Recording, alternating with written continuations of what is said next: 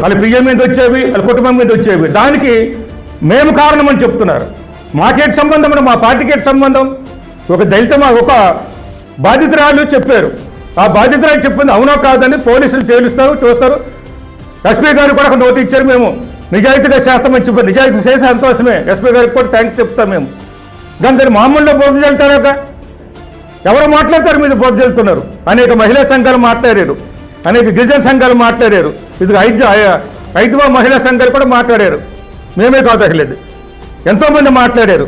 దాంట్లో ఆమె ఇచ్చిన స్టేట్మెంట్లు ఏమిటంటే రాజకీయాలు ఎదుర్కోలేక ఆరోపణ ఉన్నట్టు. మేము రాజకీయాలు ఎదుర్కోలేక మేము ఆరోపణలు చేస్తున్నమాట. రాజకీయాలు ఎదుర్కోలేక ఆరోపణలు చేయడం ఏంటి? మీరు ఏం చేస్తున్నారో ఎదుర్కోలేము. ఏం చేశారని మీరు ఏమేమి చేస్తున్నది మేము శాంక్షన్ చేయించినవే. దీని మీద గౌరవ ముఖ్యమంత్రి చంద్రబాబు నాయుడు గారు ఏం చెప్పారు మీరు చూడండి. ఈనాడు పేపర్లో వచ్చింది. గౌరవ ముఖ్యమంత్రి చంద్రబాబు నాయుడు గారు ఏం చెప్పారు చూడండి ఈనాడు పేపర్లోని. మహిళల జోలికి వస్తే కబర్దారని చెప్పారు. సాలూరు విషయం కూడా రాశారు దాంట్లో. అటువంటిప్పుడు ఎంత జాగ్రత్తగా ఉండాలి? అంతతో ఆగిపోలేదు. ఆమె డ్రైవర్ మీద కూడా ఈరోజు ఫిర్యాదు ఇచ్చున్నాం.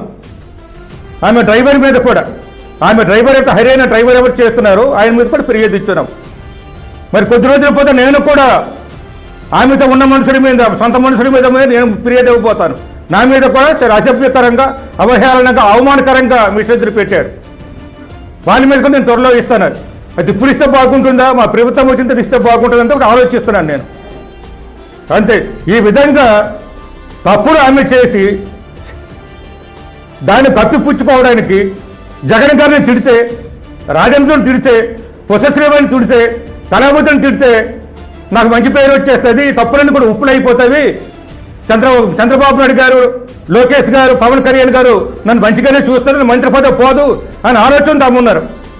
అంతే తప్పించి మరి ఇంకోటి కాదు.